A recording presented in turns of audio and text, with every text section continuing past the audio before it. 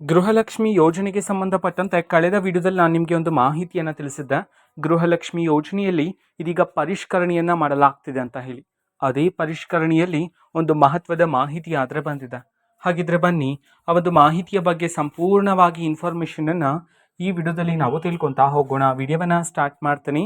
ಅದಕ್ಕಿಂತ ಮೊದಲು ನೀವಿನ್ನೂ ನಮ್ಮ ಚಾನಲ್ಗೆ ಸಬ್ಸ್ಕ್ರೈಬ್ ಮಾಡದೇ ಇದ್ರೆ ಈ ಕೂಡಲೇ ಚಾನಲ್ಗೆ ಸಬ್ಸ್ಕ್ರೈಬ್ ಮಾಡ್ಕೊಳ್ಳಿ ಮತ್ತು ಲೈಕ್ ಮಾಡಿ. ಸೊ ಈಗ ನಾವು ಇನ್ಫಾರ್ಮೇಷನನ್ನು ತಿಳ್ಕೊತಾ ಹೋಗೋಣ. ಹೌದು, ಇದೀಗ ಗೃಹಲಕ್ಷ್ಮಿ ಯೋಜನೆಯಲ್ಲಿ ಪರಿಷ್ಕರಣೆಯನ್ನಾದರೆ ಮಾಡಲಾಗ್ತದೆ. ಹಲವಾರು ಜನ ಇದ್ದಾರೆ ಗೃಹಲಕ್ಷ್ಮಿ ಯೋಜನೆಯಲ್ಲಿ, ಕರೆಕ್ಟ್ ಅಲ್ವಾ?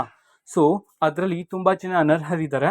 ಅದರಲ್ಲೂ ಸಹ ಒಂದು ಮಾಹಿತಿ ಬಂದಿದೆ ಅಂತ ಹೇಳಿದ್ನಲ್ಲ, ಅದು ಏನಂತಂದರೆ ಇದೀಗ ಸರ್ಕಾರದ ಪರಿಷ್ಕರಣೆಯಲ್ಲಿ ತಿಳಿದಿರತಕ್ಕಂಥ ಮಾಹಿತಿಯ ಪ್ರಕಾರ ಹಲವಾರು ಜನ ಮಹಿಳೆಯರಲ್ಲಿ ಅಂತಂದರೆ ಒಂದೇ ಕುಟುಂಬದ ಮನೆಯಲ್ಲಿ ಇಬ್ಬರು ಗೃಹಲಕ್ಷ್ಮಿ ಯೋಜನೆಯ ಹಣವನ್ನು ಪಡಿತಿದ್ದಾರೆ ಅಂತ ಹೇಳಿ ಮಾಹಿತಿ ಆದರೆ ಬಂದಿದೆ. ಸೊ ಅಂಥವರ ಗೃಹಲಕ್ಷ್ಮಿ ಯೋಜನೆಯನ್ನು ಸಹ ರದ್ದು ಮಾಡೋದಕ್ಕೆ ಸಂಬಂಧಪಟ್ಟಂತೆ ಇದೀಗ ಸರ್ಕಾರದ ಕಡೆಯಿಂದ ಮುಂದಾಗಿದೆ. ಸೊ ಸರ್ಕಾರದ ರೂಲ್ಸ್ನ ಪ್ರಕಾರ ಗೃಹಲಕ್ಷ್ಮಿಯ ಯೋಜನೆಯ ಮೇನ್ ರೂಲ್ ಪ್ರಕಾರ ಕುಟುಂಬದ ಮುಖ್ಯಸ್ಥರ ಖಾತೆಗೆ ಮಾತ್ರ ಗೃಹಲಕ್ಷ್ಮಿ ಯೋಜನೆಯ ಹಣ ಬರ್ತಕ್ಕಂಥದ್ದು.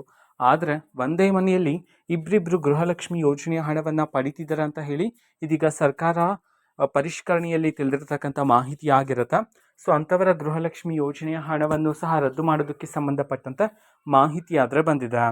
ಓಕೆನಾ? ಸೊ ಇದು ಇವತ್ತಿನ ಒಂದು ವಿಡಿಯೋ. ಇದೇ ರೀತಿ ಇನ್ನು ಹಲವಾರು ಯೋಜನೆಗಳಿಗೆ ಸಂಬಂಧಪಟ್ಟಂತೆ ಮಾಹಿತಿ ಬಂದ ನಂತರ ಆದಷ್ಟು ಬೇಗ ನಾನು ನಿಮಗೆ ಇನ್ಫಾರ್ಮೇಷನನ್ನು ತಿಳಿಸ್ತೇನೆ.